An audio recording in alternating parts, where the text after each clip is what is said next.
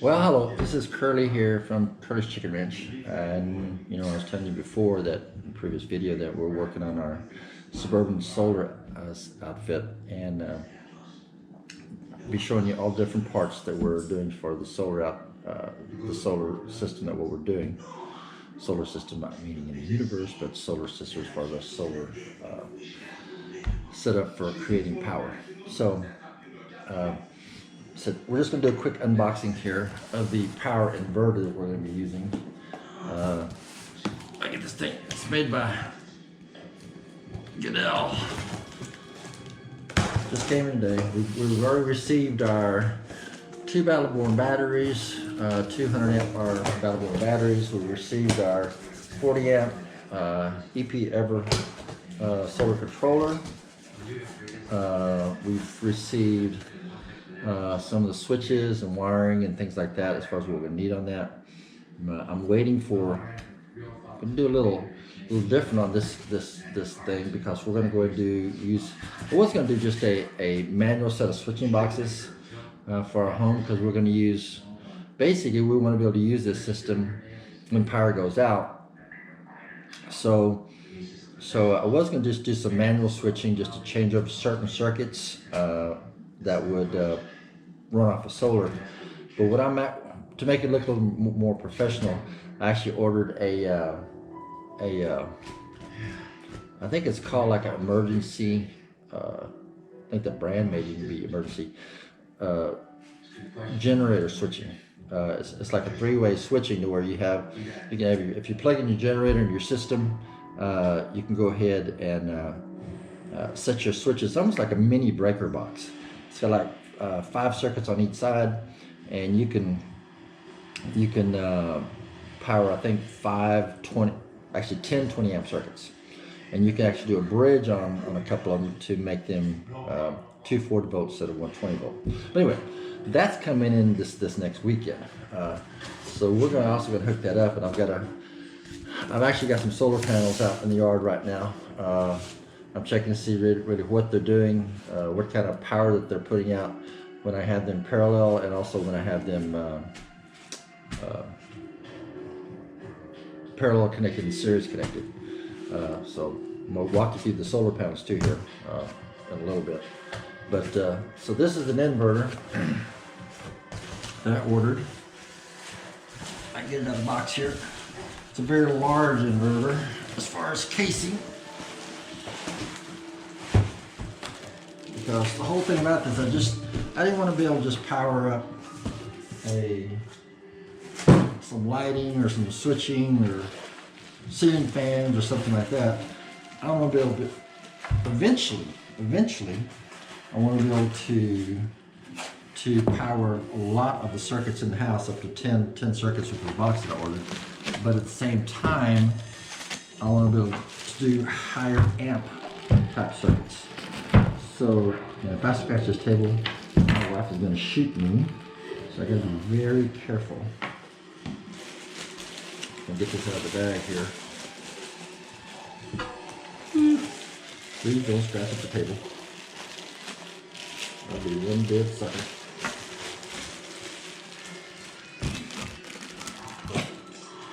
Good. No damage. No damage yet. That's good. I'm not in severe trouble yet. So this is a 4,000 watt, if you can see that, 4,000 watt continuous power, 8,000 surge, meaning that it'll run things 4,000 watt. Get a little placemat over here. Probably should be doing it on this table. So I'm probably gonna mess something up, but my wife's not home right now. Anyway.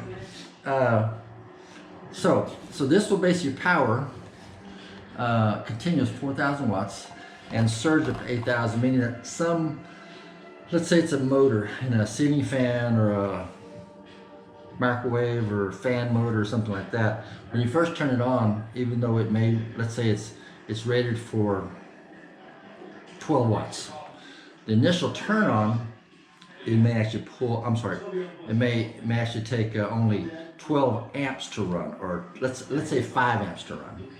But when you initially turn it on, it takes a lot of energy. Just like you think about starting to push a car, it takes a lot of energy to start it, to get it in movement.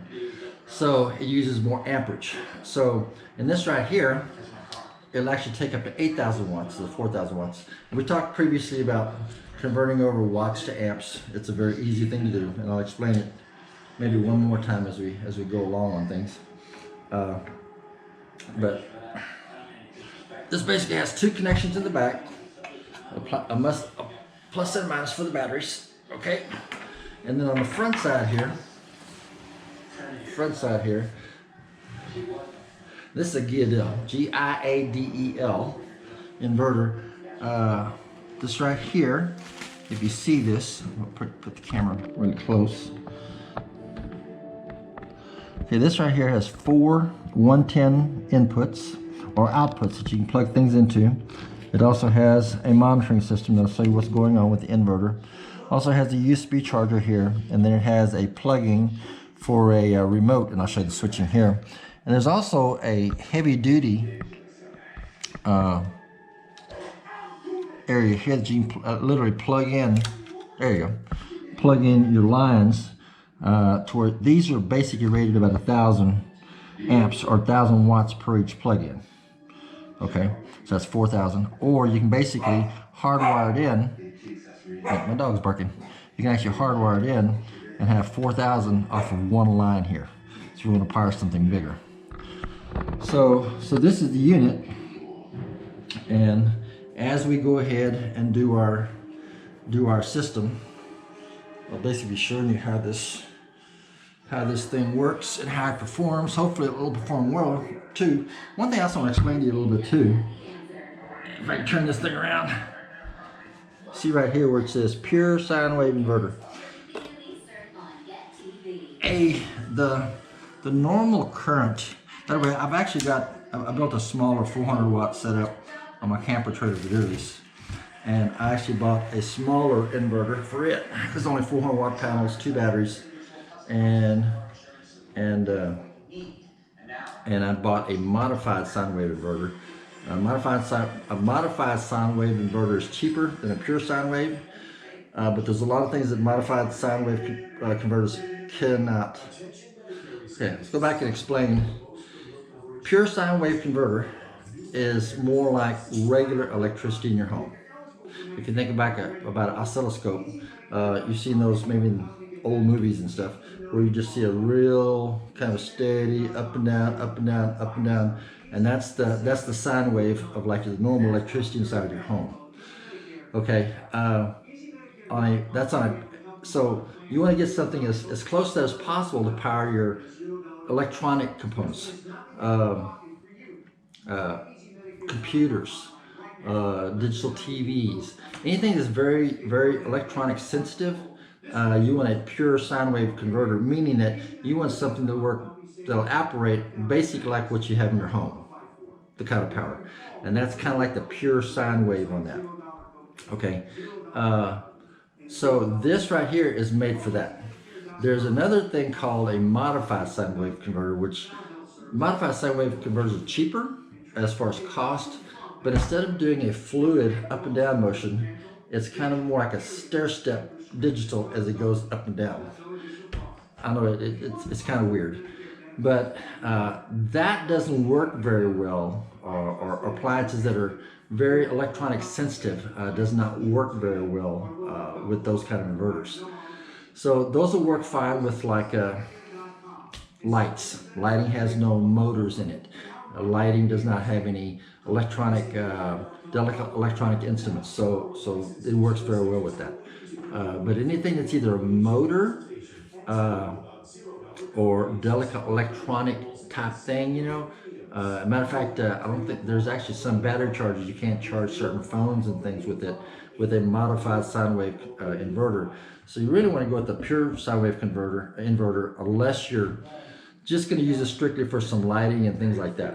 Okay, but I said we're going to actually get to the point where we're going to go as far as we can with the first setup, and we're probably going to want to double the space, going with 2 of these, and we're probably going to try to. My intent is to figure out how to actually run an air conditioning unit at one of those split air conditioning units or ductless air conditioning units inside the bedroom. And that's really going to take more like a pure sine wave. Plus, a pure sine wave inverter is the best efficient use of energy, where a modified sine wave inverter, you're probably going to lose about 30% of your power going through it. And you do want to be as efficient as possible in your solar setup. Okay? So that's it. That's the unboxing of this Giandel, I'll probably mispronounce it. Giandel, whatever it is, pure sine wave inverter. And I said this is a 4,000 continuous 8,000 surge. It also has, showed you here in the back, or actually, yeah, in the front, there's a plug in here that you can actually have a remote on it. So you can take this wire somewhere else, and so you don't actually have to get to the inverter itself. But bear in mind too, these inverters generate heat, so you want to keep them out in the open, especially if you're doing something, you can use this in a vehicle, but this is something large that we're trying to actually do something in our home. So it's going to generate some heat, so you want to keep it cool, good ventilation around it.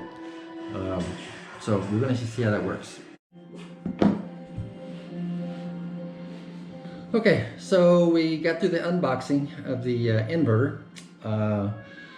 We still have so many things to do on this solar system to get things done.